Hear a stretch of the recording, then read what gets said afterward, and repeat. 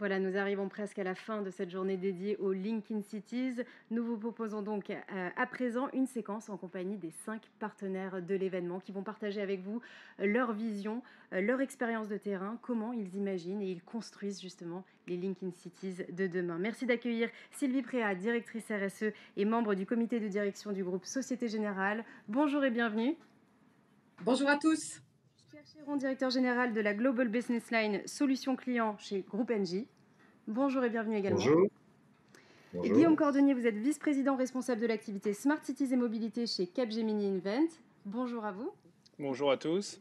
Renaud Pirel, vous êtes le directeur du déploiement des services de mobilité, une nouvelle BU donc chez Renault qui s'appelle Mobilize. C'est un plaisir de vous recevoir également. Merci, bonjour. Et enfin, Bernard Tabary, vous êtes le directeur général international de Keolis, groupe SNCF. Alors, Bernard Tabary, vous êtes un acteur reconnu des transports et de la mobilité dans le monde entier. Donc, je me tourne vers vous. Dans ce contexte de pandémie mondiale que nous avons vécu et que nous vivons malheureusement encore actuellement, quelles sont, selon vous, les tendances 2021 de ce marché mondial ? Alors, à défaut de prédire l'avenir, on va prédire l'actuel et nous avons la chance, Keolis, d'exploiter toute une série de modes dans différentes villes. Nous exploitons des trains à Boston, des métros à Londres, des tramways à Melbourne, des bus à Las Vegas ou à Stockholm ou à Copenhague, également des vélos à Lille ou à Bordeaux, des parkings en France et en Belgique, et puis dans des villes françaises comme Lyon, Lille, Rennes et d'autres, un peu tous les modes de transport dans le cadre de délégations de services publics. Donc on a cette expérience de toute une série de villes dans des pays différents, et on voit bien que ce qui les caractérise, c'est toujours le même désir, en l'occurrence, comment rendre leur territoire plus attractif pour leurs habitants, que ce soit dans l'environnement professionnel, que ce soit dans l'environnement étudiant ou dans l'environnement familial. Et donc, les tendances qu'on observe vraiment un peu partout et qui transcendent donc les frontières et les cultures, pour nous, sont un peu au nombre de 3. D'une part, elle est tout à fait universelle, c'est le besoin de sécurité en matière de mobilité et de transport a toujours existé, mais là, il se renforce d'un besoin de sécurité sanitaire.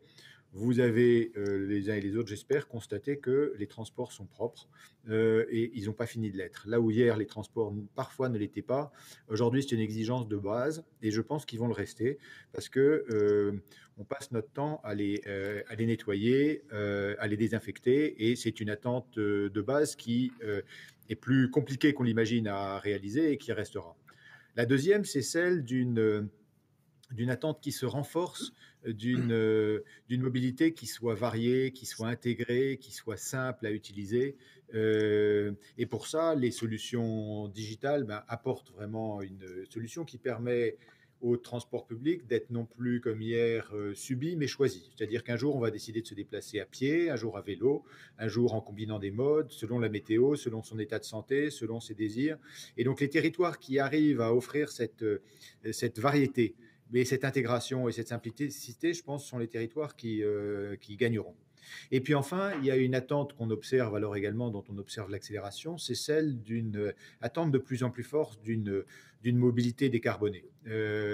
Et là, on a lancé, par exemple, ne serait-ce qu'au mois de décembre 2020, coup sur coup, 2 gros réseaux de bus, l'un en Norvège avec 130 bus électriques d'un seul coup à Bergen, 15 jours plus tard en Hollande, au centre de la Hollande, 250 bus électriques d'un seul coup. Et on voit bien dans le monde entier des appels d'offres et des demandes pour des solutions de mobilité décarbonée qui nécessitent des compétences, l'implication de tous. Et j'ai observé en particulier, si on prend l'Australie, qui est un pays traditionnellement charbonnier et autres, les élus australiens n'ont pas tardé à comprendre, quand ils venaient en Europe avant le Covid, que la tendance était vraiment lancée. Et depuis, on voit fleurir tout un tas d'appels d'offres et d'attentes dans ce domaine. Donc voilà quelques observations de base sur ces tendances Covid récentes de 2021. Alors vous avez évoqué l'attente décarbonée, ça fait une belle transition vers Pierre Chéron évidemment, puisque l'angle principal d'Engie, c'est justement de conseiller les villes par rapport à la décarbonisation. Pierre, quelles sont les solutions les plus efficaces pour décarboner une ville aujourd'hui, qui est une attente des citoyens ? Oui, effectivement, et comme l'a dit Bernard, c'est une attente qu'on a vue s'amplifier de la part des principales villes du monde, de pouvoir offrir à leurs citoyens une ville, un environnement le plus décarboné, le plus rapidement possible. Et on a vu au cours de l'année 2020 des villes majeures, comme la ville de Paris, prendre des engagements d'atteinte de neutralité carbone à des horizons typiquement 2040-2050, avec pour certaines d'entre elles même des engagements de décarbonation encore plus ambitieux d'ici 2030 pour certains quartiers de Madrid, par exemple. Bon. Et on peut se dire qu'un engagement, par exemple, pour la ville de Paris d'être carbone neutral en 2050, bon, on a le temps, hein, 2050, non, on n'a pas le temps parce qu'on parle quand même de repenser de fond en comble les éléments clés, les éléments énergétiques clés d'une ville comme Paris, dans un environnement où il est difficile de tout reconstruire et de tout chambouler quand on a un environnement tel que celui-ci. Donc nous, ce qu'on essaye de faire, et ce qu'on fait en particulier avec la ville de Paris, mais aussi avec d'autres villes, c'est d'abord de trouver des solutions qui permettent de réaliser concrètement de la décarbonation rapidement. Et alors, aujourd'hui, ce qui consomme le plus d'énergie ou qui émet le plus de carbone dans une ville telle que Paris ou une ville occidentale, c'est le chauffage. Donc, nous, on met en œuvre des solutions décarbonées de chauffage urbain et l'exemple de la ville de Paris avec la CPCU est un bon exemple puisqu'on a développé des solutions, par exemple dans le quartier des Batignolles, où on a transformé le chauffage urbain en construisant une nouvelle centrale qui utilise de la géothermie profonde. Donc c'est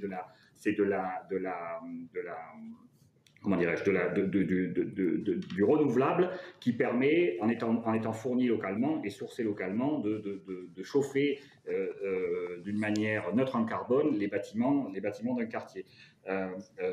On a d'autres exemples en France, comme l'exemple de Champs-sur-Marne, par exemple. Donc, le chauffage, c'est le premier point, et à travers des réseaux de chaleur de plus en plus efficaces et de plus en plus décarbonés, dans lesquels on accompagne la ville dans la transformation de son infrastructure, on aide à accélérer la décarbonation des villes. Pareil sur la climatisation, hein, on est aussi très actif dans les numéros 1 mondial dans le domaine, dans la conception de systèmes de climatisation urbaine efficaces d'un point de vue carbone. Et ensuite, on travaille aussi sur d'autres aspects des émissions carbone, comme l'éclairage public et les infrastructures de bornes de recharge électrique pour les villes. Ce qu'on essaye de faire, c'est d'agréger tout ça pour être vraiment soit en partenariat avec la ville et avec des partenaires externes, pour être vraiment en capacité d'offrir une solution de décarbonation complète à la ville et l'accompagner tout au long de son processus pour qu'elle atteigne son objectif de décarbonation complète en 2040 ou 2050. Alors je me tourne à présent vers Renaud Pirel, puisque vous avez une grosse actualité chez Renault avec la création de cette nouvelle BU qui est Mobilize. Pourquoi est-ce qu'une entreprise automobile comme Renault aujourd'hui se dirige ou s'intéresse aux Linking Cities au travers de cette mobilité urbaine ? Bien, Julia, finalement, l'industrie automobile, tout comme les villes et tout comme les Linking Cities, c'est une industrie qui est en pleine mutation et Mobilize, c'est la réponse qu'apporte le groupe Renault à une demande forte de la part des villes et de leurs habitants, qui est de passer de l'usage du véhicule et d'aller d'une certaine façon au-delà du véhicule lui-même. Et ça, c'est assez paradoxal finalement pour un constructeur automobile, mais ça veut dire qu'il faut basculer pour nous concrètement dans un monde de services. Posséder une voiture dans une grande ville, c'est souvent coûteux, bien évidemment, et c'est aussi parfois compliqué. Et c'est pour ça qu'avec Mobilize, nous, notre engagement, c'est d'être aux côtés de ces villes, de ces grandes villes, de ces Linking Cities, pour accompagner ces mutations autour de l'usage. Alors, concrètement, on n'a pas attendu Mobilize, ça fait 10 ans. Ça fait 10 ans que le groupe Renault s'est lancé dans la mobilité électrique, non pas avec un véhicule en 2011, mais déjà à l'époque avec une gamme de 4 véhicules. Ce qui fait que bon an, mal an, depuis 10 ans, ça fait quand même 370 000 véhicules électriques qui sillonnent les rues des villes et des centres-villes. Et donc, on a beaucoup appris pendant ces 10 années-là. On a appris aussi sur les sujets d'infrastructure, d'énergie, de recharge, de seconde vie et de recyclage des batteries. Et aujourd'hui, avec Mobilize, on veut aller finalement plus loin. On veut aller plus loin et toujours avec ce même souci d'être à l'écoute de ce que nous disent nos clients. Et nos clients, ce sont finalement des particuliers qui habitent des centres urbains. Ce sont aussi des entreprises qui opèrent dans ces centres urbains et dans leur périphérie. Et finalement, qu'est-ce qu'ils nous disent? Ils nous disent deux choses. Ils nous disent, nous, on en a assez de payer un véhicule 100 pour n'en utiliser que 10, et c'est bel et bien ce qui se passe pourtant aujourd'hui. Et un des combats que Mobilize va devoir mener, c'est d'augmenter ce taux d'utilisation des assets, des véhicules. On a un chiffre aujourd'hui qui est de l'augmenter de 20%. Ils nous disent une deuxième chose aussi qui est très intéressante, c'est qu'ils nous disent, nous, on en a assez de payer 100 et qu'au bout de 3 ans, ça ne vaut plus que 50, parce que c'est en gros la loi du marché, la loi économique, alors que la valeur d'usage, du véhicule, elle est globalement constante dans le temps, tout au long de la durée de vie du véhicule. Et nous, justement, c'est autour de l'usage qu'on va se focaliser et apporter de la valeur à nos clients. Et puis, on écoute aussi, dans nos clients, on a aussi bien évidemment les villes et les municipalités. Et au-delà de la logique de transition écologique et de mobilité décarbonée, ces villes, quand on les écoute, elles nous disent oui, mais nous, on aimerait bien rendre la ville à ses habitants. Et c'est pour ça qu'on s'est lancé depuis plusieurs années maintenant assez massivement dans des logiques et des services d'autopartage. Donc, on a aujourd'hui deux types d'autopartage. L'un qu'on opère à Paris et à Madrid, et qui s'appelle Zity. Zity, c'est déjà plus de 400 000 utilisateurs dans ces deux villes-là. Et puis un autre qui est plus pour les villes de taille moyenne, plus petites, qui s'appelle Renault Mobility, qui cumule aujourd'hui 200 000 utilisateurs. Il faut savoir qu'au final, on a dans nos ratios à peu près le chiffre de 1 véhicule en autopartage remplace 10 véhicules individuels et quasiment autant d'empreintes au sol. Donc, dans cette volonté, bien évidemment, d'aller accompagner de mobilité. Voilà. Alors, merci beaucoup. Je vais me tourner maintenant vers Sylvie Préat et vous poser aussi un petit peu cette même question. Ça peut paraître un petit peu moins évident pour une banque par rapport aux autres acteurs qui vous ont précédé. Mais pourquoi est-ce qu'une banque comme Société Générale s'intéresse-t-elle aux villes et aux territoires ? Alors écoutez, effectivement, d'abord, je suis très contente que dans ce panel, nous ayons une banque et que ce soit Société Générale. Mais la remarque que je vais faire est valable un peu pour l'ensemble du secteur bancaire en général, je crois. Donc notre rôle bancaire d'accompagner le développement de l'économie et nos clients, le développement de nos clients, je dirais, met la banque au cœur de la ville. Comme vous le savez, donc, nous avons un ancrage territorial par nos réseaux d'agences à proximité, que ce soit en France, vous connaissez tous l'enseigne Société Générale un peu partout, dans les régions, mais également en Europe. Nous sommes également très présents en Afrique, dans une vingtaine de pays. Et je dirais que très naturellement, sur ce terrain, nous sommes acteurs de liens. Et je crois que par rapport à ce concept développé par NetExplo de Linking Cities, je pense qu'on peut dire quelque part et qu'on peut revendiquer que la banque et que les banques sont des linking banks. Donc, si on regarde un peu plus concrètement dans le métier bancaire, évidemment, notre rôle, c'est de financer, c'est d'investir dans le domaine autour des villes, sur le logement, les bureaux, les transports. Donc, je cite un peu mes collègues, finalement, on les accompagne partout où ils sont. Également au niveau des ressources, des hôpitaux, des écoles, pour accompagner aussi l'éducation. Donc, on peut avoir cette vision, je dirais, d'accompagnement de tous ces secteurs, et c'est très important. Mais moi, j'aime bien, en tant que directrice RSE aussi, en parler plutôt sous l'angle d'une vision, au-delà de cette activité de bancaire, de la ville, vraiment comme levier de transformation positif, que ce soit sous un angle, mes collègues l'ont dit, déjà environnemental, et vous l'avez aussi cité dans ce concept de linking, mais aussi social, sociétal. Et je dirais, pour terminer sur ce premier panorama, que le groupe Société Générale, qui a publié sa raison d'être il y a un peu plus d'1 an maintenant, c'est vraiment construire ensemble avec nos clients, et donc je pense aux partenaires qui sont dans le panel autour de moi, un avenir meilleur et durable, à la fois sous l'angle environnemental et social. Voilà ce que je peux dire en quelques mots, qui complète, je pense, la vision de mes collègues très proches Oui, du c'était terrain. une belle transition aussi vers Guillaume Cordonnier. Vous êtes, je le rappelle, le vice-président, donc responsable de l'activité Smart Cities et Mobilité chez Capgemini Invent, qui est déjà spécialisé dans les services. On vient d'entendre donc ce panel et ça confirme finalement cette nécessité de travailler en écosystème. Tout à fait, effectivement, et c'est vrai que nativement, de notre côté, on va dire, toujours travaillé dans des logiques partenariales, puisqu'effectivement, on travaille avec des entreprises, des territoires pour réussir leur transformation digitale. Mais sur ce que disait Sylvie sur la raison d'être, le groupe Capgemini a récemment aussi publié sa raison d'être, et justement, dont le sens est vraiment de mettre le levier technologique au service de la création d'un monde plus durable.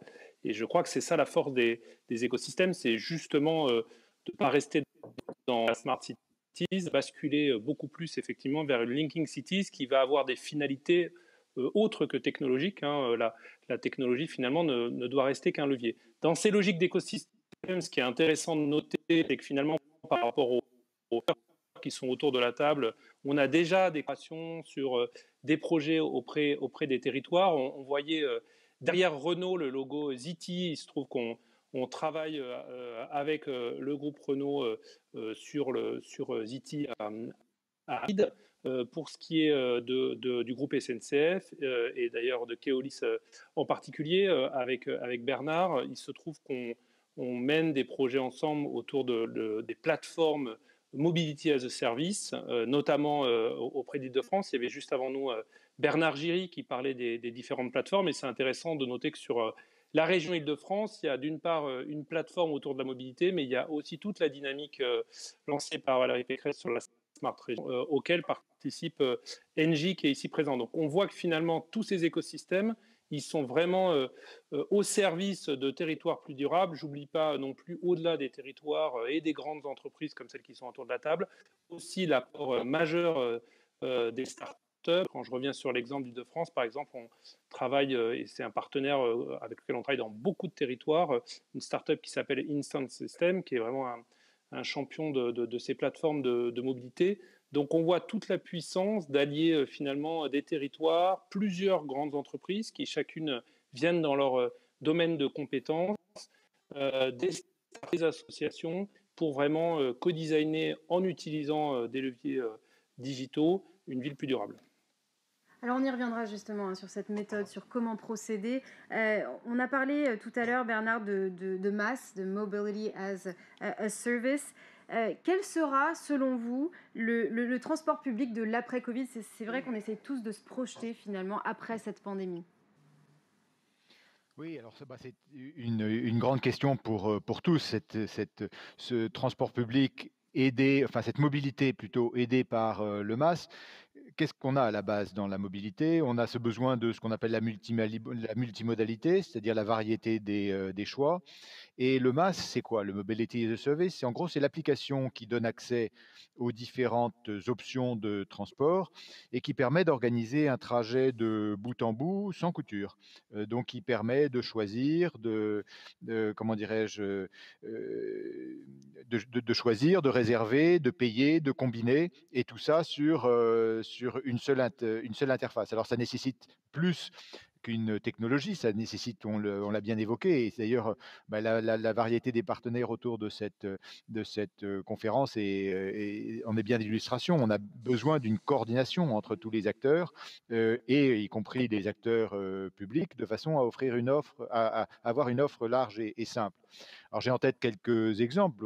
Guillaume parlait d'Île-de-France, on a aussi une ville comme Dijon, ou à Dijon, vous pouvez aujourd'hui, à partir d'une seule application, organiser votre covoiturage, organiser votre parking, prendre le tram, le bus, le vélo, payer, avoir un coach de mobilité, heu et le car sharing aussi va rentrer dedans. J'entendais le commentaire de Renault sur, le rapport de 1 à 10, dans l'utilisation d'une voiture en partagé, c'est très impressionnant. À Sydney, on a, du transport à la demande où on finit avec l'application, on permet aux voyageurs d'avoir un service qui est l'équivalent d'un Uber, mais qui est un service public. Et nous, avec les algorithmes de regroupement de courses, on arrive à organiser les courses à un niveau de subvention qui soit comparable à celui du bus. Inutile de vous dire que c'est un succès phénoménal. Ça change la vie du passager et ça lui permet de se déplacer très, très, très rapidement et très efficacement. Et on voit des autorités organisatrices comme à Londres, Transport for London, qui alors instituent la gouvernance nécessaire à la coordination de ce genre d'efforts.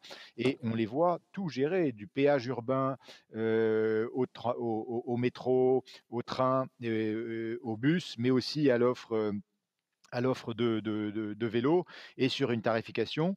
Là, ce sont comment dirais-je, des villes qui se donnent les atouts de se rendre très attractives, je pense, pour répondre aux attentes des voyageurs dans l'environnement post-Covid. Donc on s'oriente vers des transports multimodaux. Renaud Pirel, avec la création de cette BU que vous venez de nous décrire, Mobilize, est-ce qu'il faut comprendre que Renault se dirige aujourd'hui vers les services ? Oui, en fait, hein, c'est vraiment ça, Mobilize, c'est une gamme de services. Je vais reprendre ce qu'a dit déjà Bernard à deux reprises, mais cette gamme de services, il va falloir qu'elle soit flexible, hein. Nous, on a l'habitude de dire que chez Mobilize, on doit délivrer de la mobilité qui va de 5 minutes à 5 heures, également 5 jours, 5 mois, voire 5 ans. Et c'est sur cette gamme-là de produits qu'on travaille aujourd'hui concrètement avec les équipes. Et puis cette gamme de services, évidemment, elle doit être décarbonée, hein. Donc dans nos deux marques d'autopartage aujourd'hui, on a 5000 véhicules électriques en service pour couvrir les principaux pays d'Europe. Et enfin, je dirais que cette gamme de services, elle doit être variée et répondre à des usages multiples que nous demandent les clients. Ça peut très bien aller de l'offre d'autopartage, mais aussi bien sûr développer des véhicules particulièrement designés et appropriés aux courses VTC, taxi, ce qu'on appelle le ride-hailing aujourd'hui, mais sans oublier le transport de biens avec le last mile delivery. Donc on a une ingénierie quand même, on reste sur notre cœur de métier automobile, on a une ingénierie pour développer ces véhicules au plus près des spécificités de ces services. Et c'est pour ça que finalement, on s'accroche quand même à notre métier de constructeur automobile à la base, mais on l'emmène plus loin sur la dimension service. Et c'est important d'être accroché à un groupe comme le groupe Renault, finalement, parce qu'on a aussi toute la crédibilité qu'apporte la caution du groupe Renault, qui est dans la mobilité depuis 120 ans, finalement. Et donc, on a aussi des relais sur le terrain avec nos distributeurs, nos concessionnaires. Ça fait 6000 points relais, 6000 points de vente en relais au coin de la rue. Et ça compte. On a aussi une captive financière, Renault Crédit International, qui est là pour nous accompagner aussi sur les services de financement et d'assurance. Donc voilà, cette gamme de services, elle est large. Merci beaucoup. Alors, Sylvie, je me tourne vers vous parce que c'est vrai que pour que cette transformation de ville finalement aboutisse, il faut vraiment que tous les acteurs qui proviennent justement de tous ces secteurs que l'on voit autour de cette table ronde puissent vraiment s'insérer dans l'espace urbain. Comment une banque, par exemple, s'insère-t-elle dans cet espace urbain, mais tout en sortant finalement de cette dualité qui peut paraître un petit peu simpliste de emprunteur-banquier ? Absolument. Bon, là, je vais essayer d'être aussi assez concrète, hein, Julia, c'est-à-dire qu'en fait, on a 3 façons d'intervenir, mais je vais donner un exemple. C'est à la fois effectivement le financement, l'investissement et puis la notion de conseil. Donc l'exemple que j'ai choisi pour vous, et je pense qu'il peut parler à tout notre public et aux personnes du panel qui sont autour de nous, c'est vraiment le soutien massif de notre banque en faveur du Grand Paris. Donc, je vais essayer d'illustrer justement la nature des engagements. Donc, juste un tout petit mot pour rappeler que Nous soutenons ce projet, donc vous le savez, depuis 2018. Hein. On s'était engagé à mettre à disposition donc 2,5 milliards d'euros, ce qui a été fait donc début 2020, au premier trimestre 2020. Donc du coup, les équipes ont décidé, sous la houlette d'Eric Groven, de libérer en fait une nouvelle tranche, hein, qui est de 3 milliards d'euros supplémentaires, donc jusqu'en 2024. Et si on regarde plus concrètement la nature de l'engagement de la banque, au-delà évidemment de pourvoyeurs de fonds qui est essentiel, je dirais qu'il y a 3 axes très rapidement pour être plus concrète. Il y a d'une part l'économie publique, donc on s'investit sur l'économie publique et tout ce qui est durable et inclusif. Donc ça, c'est vraiment en lien avec les collectivités locales et tous les acteurs du logement social. Donc ça, c'est le premier axe. Deuxième axe, c'est vraiment la promotion immobilière et le conseil stratégique urbain. Donc ça, nous intervenons notamment avec notre très fort engagement de notre filiale de promotion immobilière qui s'appelle donc Sogeprom. Et en fait, par exemple, ce que je voulais dire pour bien illustrer le propos, c'est que Sogeprom a été notamment adjudicataire sur la réalisation du secteur air des vents, du village en fait des médias des Jeux Olympiques et Paralympiques Paris 2024. Et pour donner quelques chiffres, ce sera un lieu de vie avec 700 logements et résidences, avec des publics seniors, avec des maisons de santé, avec des crèches, donc vraiment tout public. Et ça permettra également, puisqu'on parlait du côté aussi social, la création de 175 emplois. Et le troisième axe, qui est peut-être un peu plus classique, c'est ce qu'on va appeler les financements spécialisés, vraiment pour répondre aux besoins, mais là, de toute la gamme d'entreprises, c'est-à-dire qu'on est dans la petite entreprise, on est dans la moyenne, on est dans la grande entreprise. Et là, vraiment, on est avec les acteurs de l'immobilier. On travaille notamment avec notre filiale SGFI. Et c'est une filiale qui, pour donner encore quelques chiffres, en 2020, rien qu'en 2020, liée au Grand Paris, a bouclé 190 opérations de promotion immobilière pour un montant donc global de 430 millions. Et finalement, ce que je voulais dire, parce que mes collègues aussi l'ont cité, l'évolution de leur activité, l'innovation, la résilience dans le cadre du Covid, je voulais simplement terminer sur le rôle de la banque, et pas que de Société Générale, mais du secteur bancaire, qui a décidé, quand on parlait du paysage urbain et de notre responsabilité, qui s'est tout de suite mobilisé pendant cette période de confinement et de Covid, on ne savait pas du tout où on allait, pour ouvrir les agences, pour que les agences bancaires soient là, en proximité sur le terrain, et puissent accompagner, soutenir l'économie et soutenir tous nos clients.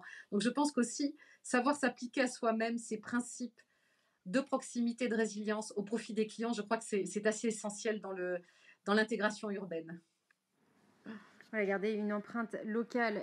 Guillaume, on ne peut pas parler des Linking Cities sans parler des données, bien évidemment. Et c'est un thème d'ailleurs qui touche tous les acteurs autour de cette table ronde. Quelle est l'importance des données dans les Linking Cities de demain et peut-être les challenges qui les accompagnent ? Tout à fait, Julia. Les données, c'est absolument central pour ces Linking Cities. Hein. C'est vraiment ce qui relie finalement tous les acteurs, ce qui relie les politiques publiques, tous les enjeux. On avait publié l'année dernière, pour la dernière édition de NetExplo Linking Cities, avec NetExplo et en partenariat avec tous les partenaires autour de la table, une étude justement qu'on avait nommée autour des territoires de confiance autour de la donnée. Et parce qu'en fait, on voit bien, la donnée, ça a énormément de potentiel, hein. On peut dire que c'est le nouvel or noir, mais la donnée aussi, ça présente beaucoup de risques. On en parle beaucoup en ce moment, hein, des risques cyber, qu'on voit des hôpitaux qui subissent des attaques, etc. Donc la question de la confiance, elle est absolument clé. Et Sylvie parlait beaucoup des citoyens, des clients, etc. Il est fondamental que les usagers soient en confiance avec les données et qu'ils puissent choisir eux-mêmes les données qui vont donner accès à différents acteurs et qui n'aient pas le sentiment, au contraire, qu'on va récupérer plein de données et derrière les utiliser sans qu'ils puissent s'en rendre compte. Du coup, par rapport à ça, et Bernard en parlait tout à l'heure, on a des exemples assez intéressants sur le rôle absolument central d'un territoire, justement comme tiers de confiance, comment impulser le fait de créer ce lien par la donnée, hein, des banques de données qui qui mettent le lien avec les ensembles des écosystèmes et permet à chacun de trouver sa place, est vraiment au service du projet de territoire et va répondre aux enjeux des différents citoyens. Donc Bernard parlait justement de Dijon tout à l'heure, effectivement, qui est vraiment un exemple formidable de capacité à fédérer un certain nombre de services grâce au croisement de données. Et il y a eu en plus un cas d'usage tout à fait intéressant qui n'était évidemment pas prévu dans cette ampleur, mais avec la crise sanitaire, finalement, cette plateforme de données, elle a permis d'avoir des capteurs tout à fait réactifs pour déployer au mieux les services d'urgence. Donc là, on voit aussi la puissance d'un territoire qui a réussi à avoir ces données de confiance pour faire face à l'imprévu. Et derrière, ça pose la question auquel maintenant tout le monde est tout à fait sensibilisé, de la résilience de la ville. Ce n'est pas nécessairement limité d'ailleurs à des grandes métropoles, hein, cette question des territoires de données. L'année dernière également était intervenue la communauté du Haut Pays du Val d'Alzette, qui est une communauté qui est à la frontière entre la France, le Luxembourg et l'Allemagne, donc un ancien territoire minier, qui eux ont un projet tout à fait innovant qu'on a accompagné pour là aussi créer cette plateforme de mobilité, développer des services avec les citoyens et avec l'écosystème. Si je reviens sur l'exemple de la résilience autour du Covid, il y a aussi un autre exemple intéressant, toujours dans cette région Grand Est. Au niveau de la région, on a accompagné la mise en place d'une plateforme qui s'appelle Météo Covid, pour là, à grande échelle, hein, au niveau de la région, être capable de piloter aussi l'évolution, les interventions pour le Covid. Ça, c'est à un moment un croisement de données d'origines différentes.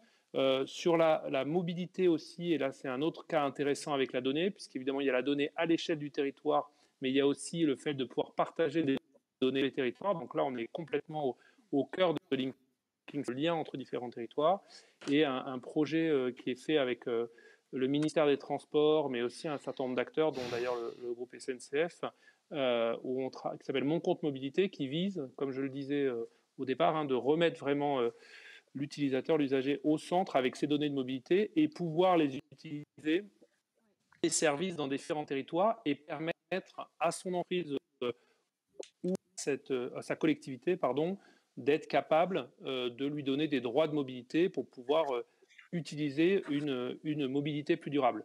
Donc on voit vraiment que la donnée, elle libère une puissance vraiment exceptionnelle dans des écosystèmes qui vont permettre au territoire d'être beaucoup plus résilient et beaucoup plus durable. Vous parliez justement de confiance. Tout à l'heure, en introduction, Pierre Chéron parlait aussi de co-construire.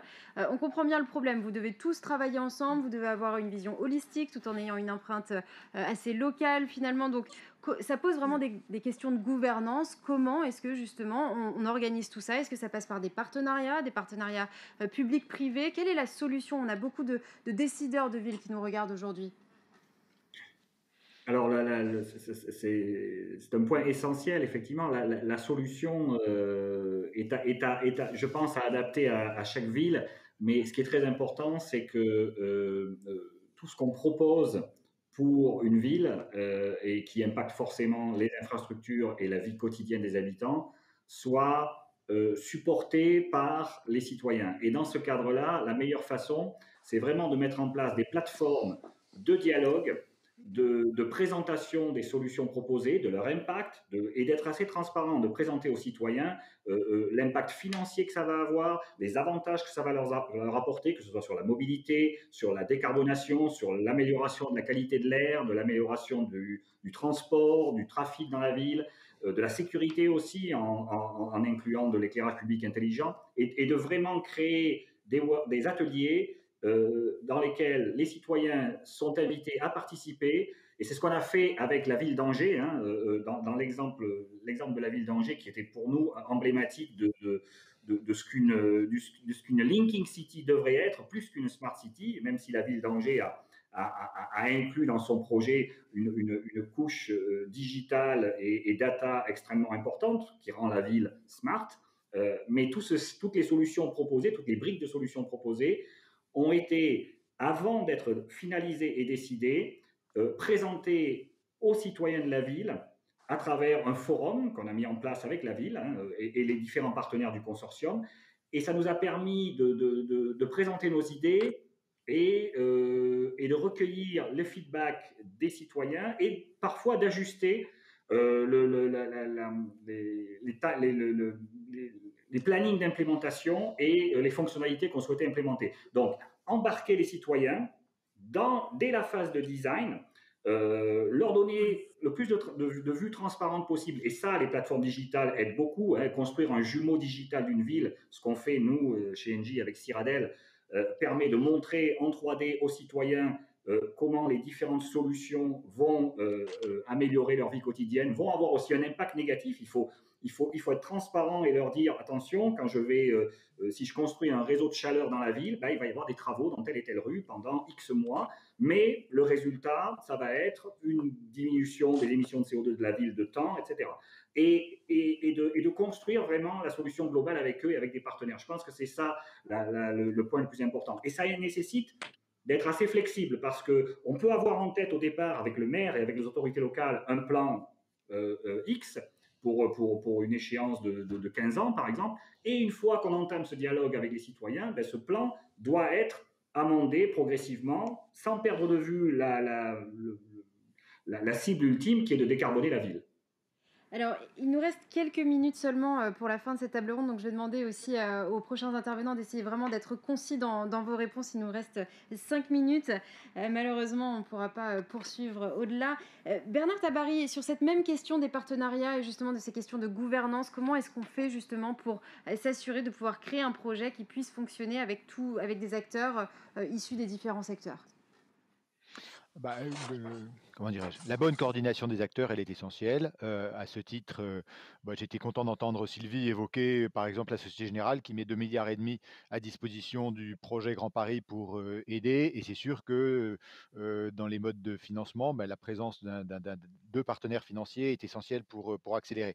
En gros, le partenariat collaboratif, il s'appuie sur une bonne compréhension, comme Pierre le disait, de l'objectif final et puis la fédération de toutes les parties, avec un tiers de confiance. C'est là que souvent les autorités organisatrices ou les collectivités locales ont une légitimité qui naît de leur élection, et elles ont vocation ensuite à bien fédérer, nous dans notre métier, les opérateurs, mais aussi les systémiers, les génies civilistes, les fabricants, les applications digitales, tout ça pour sortir un résultat qui donne un environnement plus fluide et plus simple pour le voyageur. Et il y a des dispositions qui permettent de fixer bien ces partenariats. On en a plusieurs en Angleterre, où les Anglais avaient une norme BS 11000 sur le partenariat collaboratif, qui est maintenant devenue une norme ISO 44000. Et là, on a fait cette certification et à Londres et à Manchester avec l'autorité organisatrice. Ça fonctionne bien. Encore une fois, ça demande de l'humilité, de l'agilité. Et donc, je vais laisser la parole à mes collègues parce que j'ai plus envie maintenant de les écouter. Je vous remercie beaucoup. Guillaume Cordonnier, je me tourne vers vous parce que j'ai l'impression que vous êtes tous d'accord sur la nécessité de ces partenariats, de l'écosystème, de travailler tous ensemble. Pourquoi est-ce que d'un coup, finalement, on se tourne tous vers les partenariats ? Qu'est-ce qui s'est passé avant ça ? Pourquoi ça a été peut-être boudé avant ? Expliquez-nous peut-être, est-ce qu'il y avait un problème de culture ? Il y a eu effectivement des difficultés. C'est pas simple, un partenariat et dans le cadre des territoires, il y a pu avoir des exemples autour des partenariats publics-privés qui n'ont pas forcément été toujours aussi avec autant de succès que ce qu'on a imaginé. Il y a pu avoir des procédures aussi assez lourdes. Alors là, on est dans le monde, souvent dans les territoires des marchés publics, c'est pas forcément suffisamment léger. Je voudrais prendre 3 exemples de choses que je pense fonctionnent bien et sont plus récentes, notamment dans l'actualité. Déjà, tout à l'heure, je parlais du Haut Pays du Val d'Azette, c'est intéressant, c'est un partenariat d'innovation. Donc, c'est un outil de marché public tout à fait agile qui permet à plusieurs acteurs de collaborer. Le deuxième cas que je voudrais citer comme exemple, c'est les certificats d'économie d'énergie. C'est avec ça qu'on a travaillé sur le projet Mon Compte Mobilité. Là où du coup, c'est un exemple entre des acteurs publics, des acteurs privés, pareil, qui peuvent faire des projets qui, par construction, doivent avoir un impact sur la réduction énergétique. Et puis, c'est évidemment l'actualité, personne n'a pu passer à côté, tous les logiques de plan de relance, que ce soit au niveau français, européen, et je voudrais donner un exemple, là, pour le coup, qu'on fait d'ailleurs avec notamment le groupe Renault, mais tout un écosystème, qui s'appelle Open Road 5G, qui consiste du coup à tester des voitures connectées avec la 5G autour de Saint-Cloud. Et là, on est vraiment dans des finalement la flexibilité du plan de relance, le soutien que peut donner l'État, capable d'imaginer des projets très innovants qui vont avoir un impact tout à fait tangible sur les territoires est très durable. Et donc cette mécanique, elle est vraie au niveau français, elle est vraie aussi au niveau européen avec le Green Deal, mais aussi sur des outils qui touchent directement les territoires. Je donnerai comme exemple dynamique autour des data space, qui consiste justement à fédérer des écosystèmes publics, privés, autour des données. Donc voilà, la bonne nouvelle, c'est qu'il existe des outils et que si les territoires s'en saisissent, il est possible de faire des choses tout à fait efficaces dans la collaboration. Alors, Renaud Pirel, brièvement, vous avez une vision justement par rapport aux transformations des villes. Ça peut être vu ou on peut être tenté de voir la transformation des villes comme une obligation, alors qu'en fait, ça peut vraiment être une opportunité business également. Oui, alors, juste si vous me permettez, Julia, 2 mots aussi sur les partenariats. Pour aller dans le sens de mes collègues, les partenariats, ils sont importants, d'autant plus sur les sujets de mobilité, parce que finalement, qu'ils soient privés, public-privé ou pas. D'ailleurs, les sujets de mobilité, ça appelle forcément la capacité à tenter des choses, à faire des expérimentations, et notamment sur les sujets d'intermodalité qui sont très compliqués. Donc voilà ce que je voulais aussi ajouter sur la partie agilité que permettent ces partenariats. Voilà. Sinon, globalement, votre question, moi je pense que sur ces Linking Cities, c'est important de sortir d'une logique où on est passé peut-être trop vite du tout voiture au zéro voiture. Il faut remettre le curseur au milieu. La voiture, elle a par nature sa place dans les Linking Cities, par définition. Dans Linking Cities, il y a Linking. Et ça, c'est important.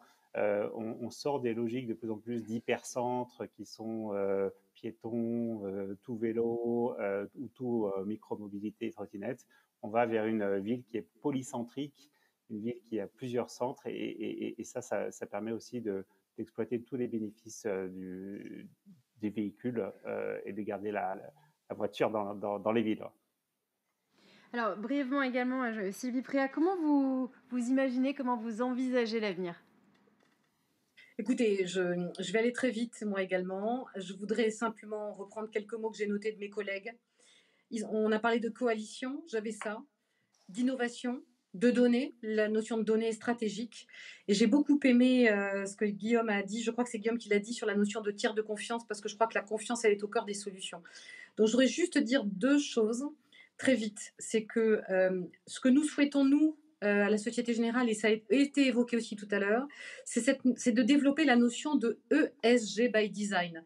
Et ça, je crois que quelqu'un l'a dit tout à l'heure, c'est fondamental de penser d'emblée et immédiatement. Et sachant que, juste 2 exemples rapides là-dessus. Société Générale est un des leaders de tout ce qui est financement d'énergie renouvelable. Donc, se mettre cette expertise au service de la ville, de ces villes vivables, de ces villes, de façon à travailler sur l'efficacité énergétique des bâtiments, des équipements, etc. C'est fondamental. Mettre notre offre bancaire de services inclusifs, des services bancaires de proximité, numériques, simples, au juste prix, dans toutes nos géographies. Je disais tout à l'heure qu'on était en Afrique, par exemple. On sait que le défi urbain vivable est énorme en Afrique. Voilà, donc ça, ce sont des exemples extrêmement concrets.